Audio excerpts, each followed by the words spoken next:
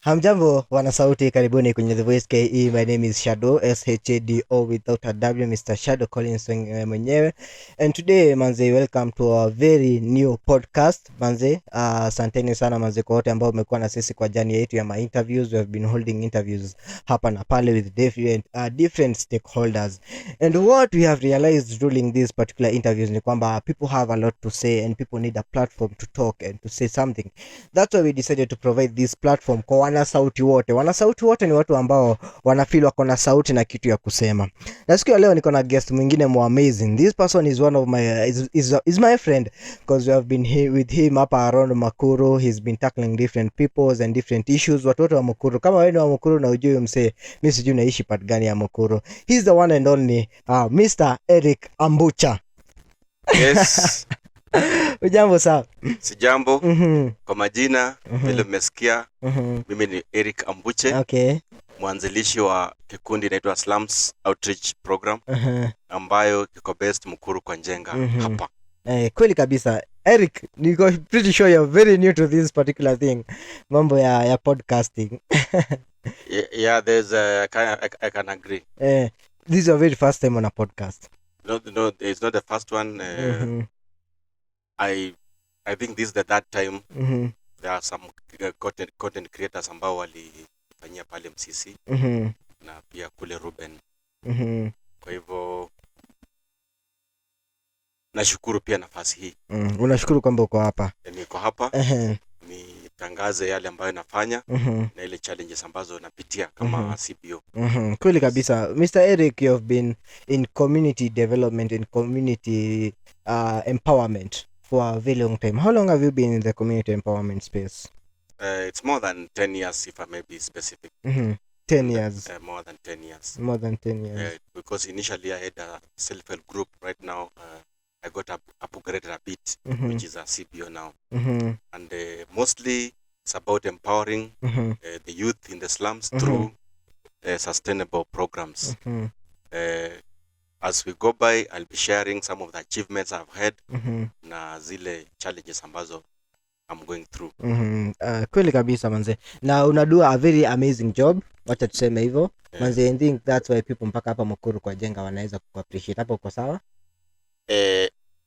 Manze, so ndio maana watu wengi wa Mukuru hata wamekuwa watu wakikurequest manze, whenever there is an issue in Mukuru Kwa Njenga, you are always there to show up for people manze. And that's why manze nimeshangaa manze, labda mbona tuko na an amazing lady hapa katikati. Wacha kwanza nimpatie chance ya kuweza kuintroduce before anything, before now we were able to go for a long time manze. Unaweza tuambie wewe na naweza karibia mic kidogo? My name is Yvonne Mulubi. Yvonne Mulubi. Yvonne Mulubi, unaweza tuambia nini kuhusu na uongeze sauti kidogo? Vile nakaa slum, nimemaliza class 8. So nimeitwa shule na mamangu ni hustler, nafanya kazi ya kufua. So nataka mnisaidie niende shule. Ili nisaidie mamangu na watu wengine. So you are a young lady mwenye aliweza kugraduate from primary school. Yes. Now sasa hivi unataka kwenda high school. Yes. Ulipata marks ngapi? 277. 277 whooping marks. Uliweza kuitwa shule gani? Karamogi Girls. Karamogi Girls. Yes. That's amazing. Erick. Yes. Tuambie manze, hao watu unatoaga wapi? You know, kulingana na vile unajua slum iko na challenges mingi.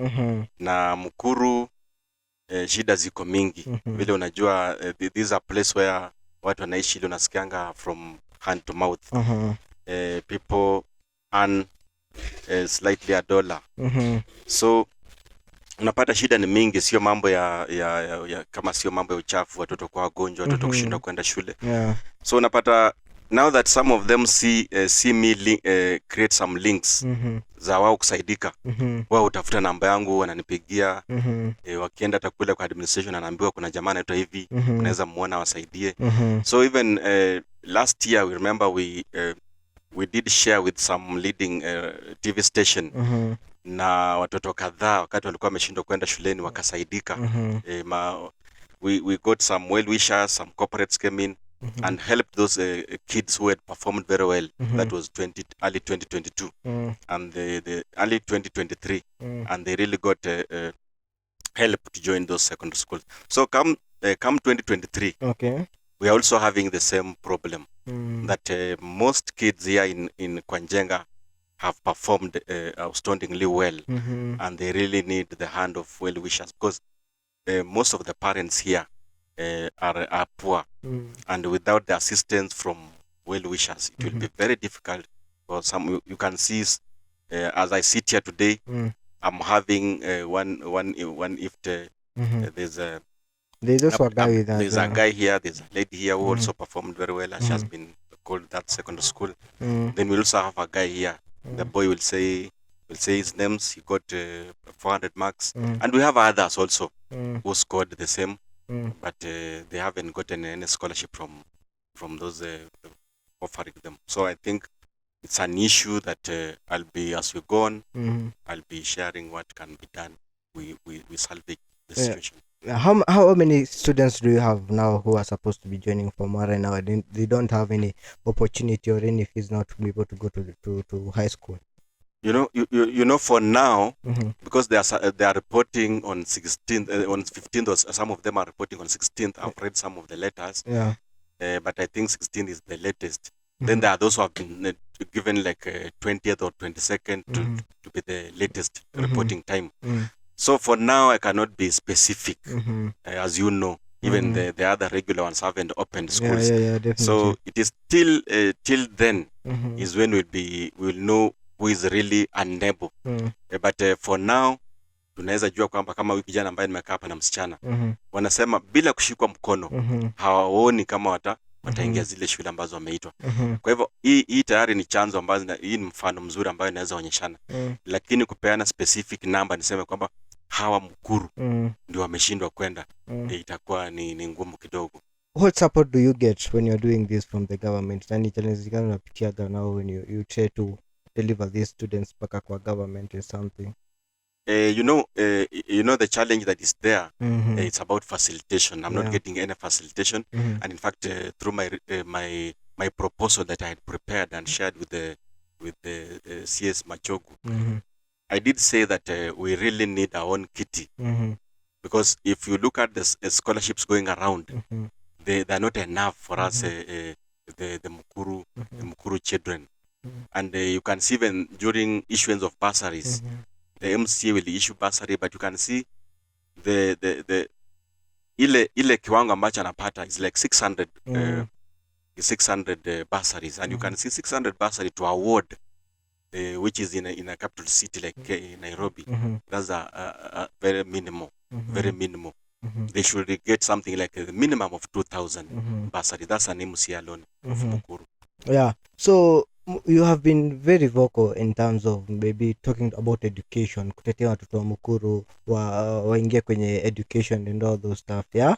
But umekuwa ukiwaleta pamoja. Tuliona uliweza kupigania one of the schools ambazo ni MCC primary, ikaweza kurudishwa kwa nini, ikaweza kurudishwa to the community, yeah? Yes. But kwani huku hakuna opportunities za high school students who are from primary school, wakitoka sasa primary schools, because now you have already waongelesha wakaweza kupewa ile MCC primary. Hakuna a community high school that they can be able to go to and be able to engage in this, na waweze ku be part of this particular school, ama they are too brilliant to be in these particular schools? The issue of schools in Mbakasi South, not only Mukuru, is a challenge. And when even Mr. Honorable the late Magoha visited Mukuru Kwa Njenga, Kwa Njenga primary, he did ask the authorities to identify those public land that can be constructed secondary school or another primary school. Because currently you can see that we are having, in Mukuru alone, we only have 2 public primary schools. That is Kwa Njenga and Our Lady of Nazareth. Those are the only 2. And you can see with this population, that's a very big congestion you expect in those 2 schools.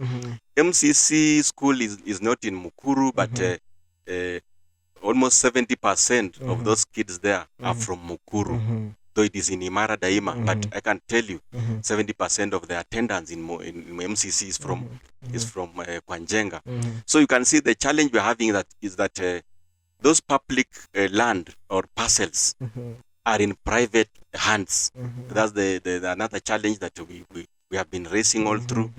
Currently, in conjunction with the elders in Mukuru, we are working on how we can resolve that.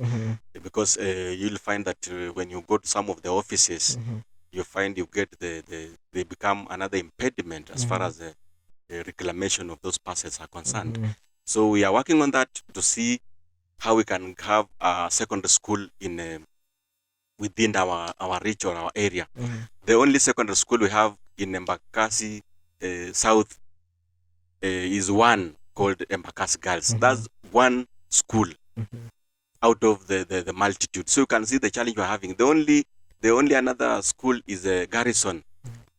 Garrison, and you can see some Garrison is very far. Is in Utawala there. So I think there are areas that need to be taken. Like I know the area MP had plans of making a boys' school next to MCC. Then there was another 4-acre that is in unique estate, which will be constructed another school and administration. We have another parcel around the 3 acres next to Embakasi Girls, which can serve as another Embakasi boys school. Yeah. So let's come back to our student here. Yeah, umesema kwamba jina lako ni Yvonne. Yvonne, matumaini yako ni yepi kwa sasa hivi, kwa sababu tumebakisha like less than 2 weeks tuweze kwenda kwenye watoto waanze kuingia kwenye high school, yeah, their form 1s. What is your hope now as watoto wanaelekea kwenda kuingia form 1? Karibia mic kidogo. Nataka nisaidiwe ili niende form 1 next date 15 there. Na bila mamangu. Karibia kidogo tukusikie vizuri, eh? Mamangu ni hustler, hizi nipeleka, so nataka nisaidiwe ili pia nisaidie na nisaidie wengine. Kweli unataka kuwa nini?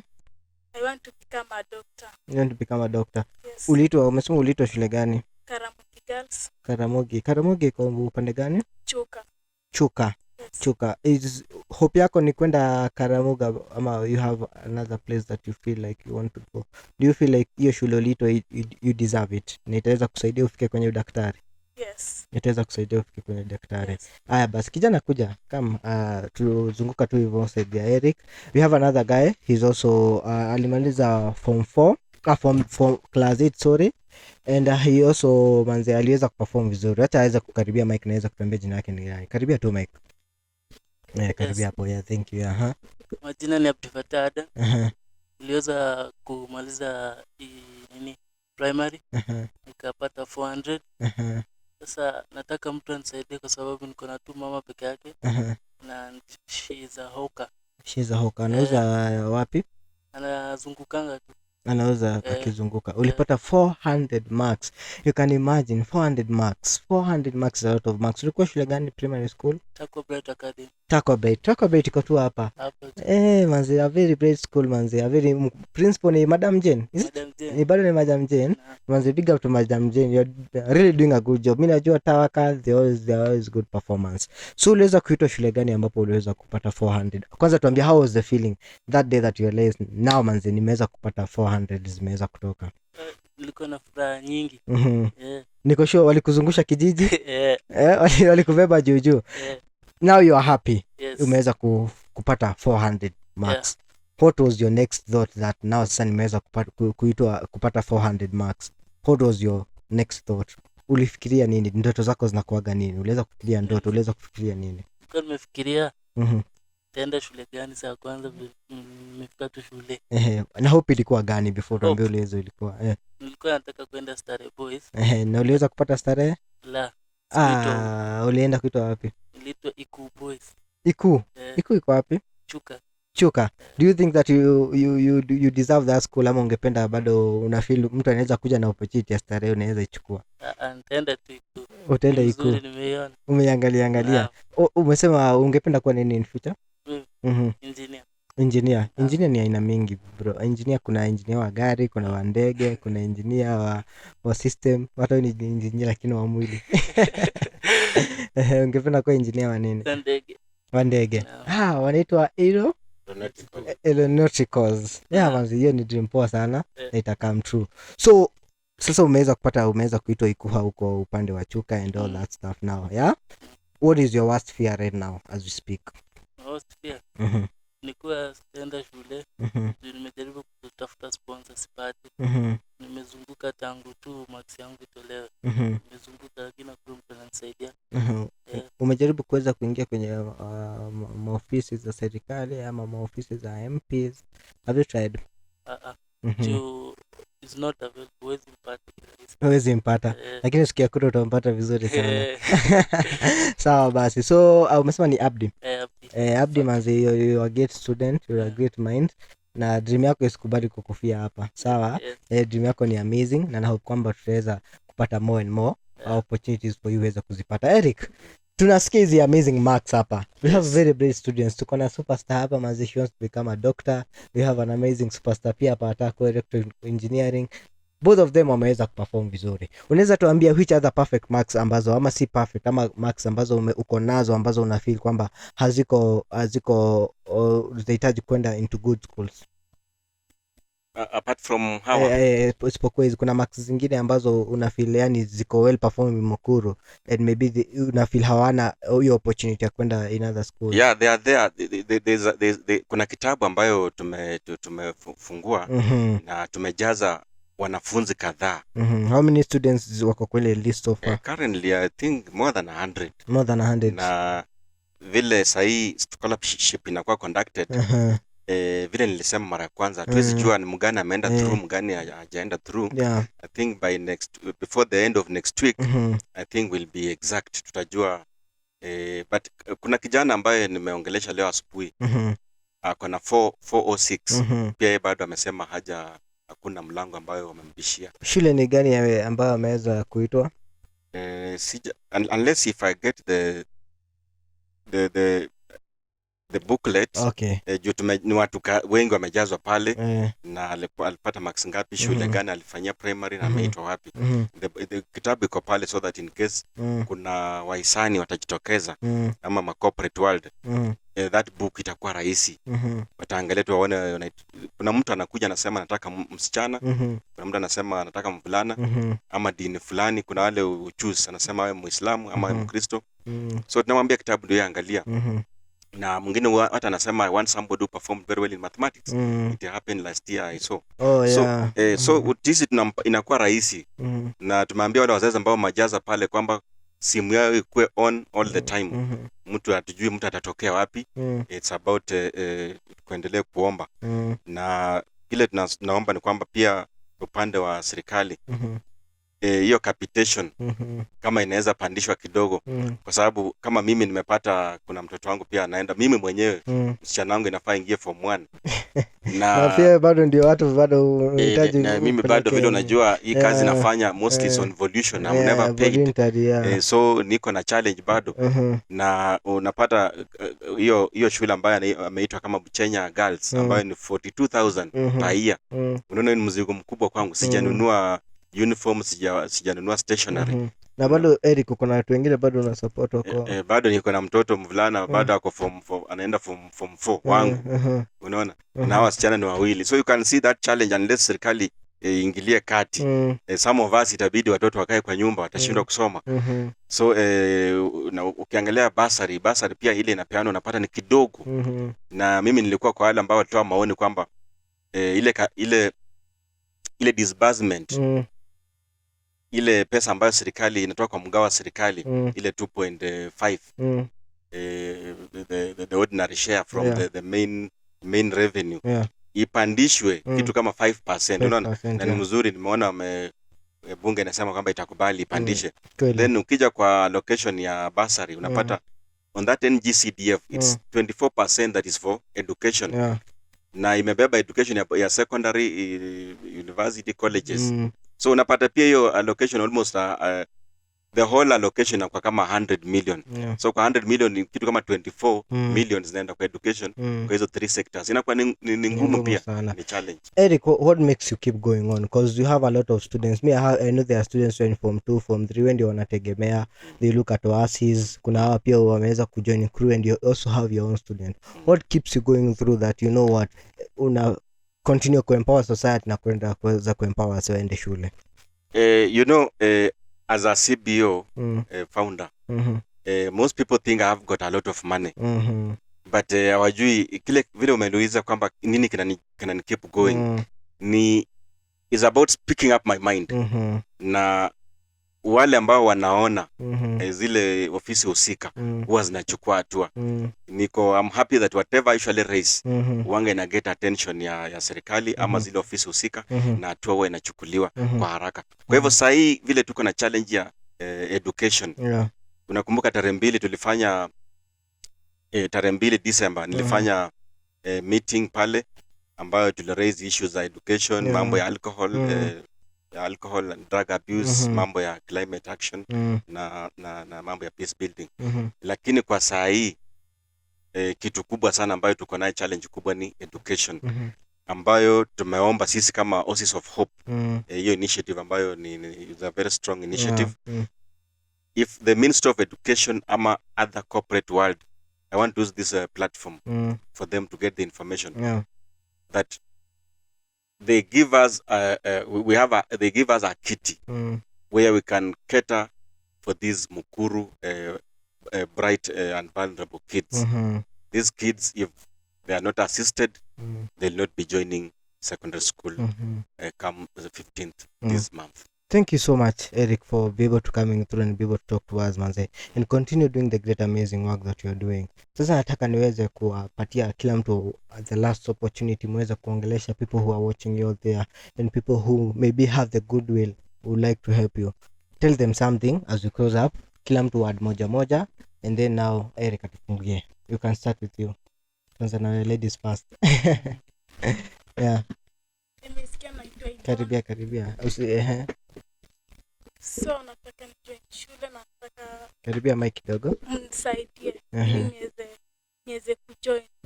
Juu mamangu haezi nipeleka shule juu pia ni kasla nafanya kazi ya kupigia watu nguo. Yeah, find a word to the people who are watching you, a word of hope, a word of encouragement, and what is keeping you going. I hope you will help me and I will when me I will be nikiwa mkubwa naweza saidia wengine. Sawa, asante. Abdi, tupatie neno bana, tuambie neno na what you are hoping for. I just hope someone out there hears my voice and comes through it and help me because I don't know how I will manage to go to school. My mother cannot. I just hope someone will help me out there. Okay, we hope that somebody is going to hear our voice. Erick, yes. Ambia watu neno la mwisho. Why should they believe in these students and the students who you bring along? As I earlier said, this is Mukuru Kwa Njenga. As far as you know, this is the second largest slum in Kenya. Now, we have a multitude of problems, but currently we are focused on education. And you remember, Oasis of Hope, we are having a noble initiative dubbed keeping Mukuru bright students in secondary school. That's our biggest target. We know there are great brains here in Mukuru Kwa Njenga. And if corporates can come in and other well-wishers, this is a seed that you will plant that will grow. Kindly, I appeal to those corporates, I appeal to the Ministry of Education, come to Mukuru and salvage the situation. Otherwise, for my side, Erick Ambuche, the Oasis of Hope, I say thank you. Thank you so much. Asanteni sana wana sauti kwa kuungana na sisi kwenye hii episode. It was a very candid conversation about the education and the students in Mukuru Kwa Njenga. The government is always calling for 100% transition into to high school, and remembering that this particular time is ambapo tunaweza kukaribisha ile mfumo wa CBC, so no student is supposed to be left behind. Every student is supposed to go to school. From me here, the Voice KE, I want to say thank you sana wana sauti na tunawapenda. Adios muchachos, peace out. Tunaona, tunasikia na tutabonga. The Voice.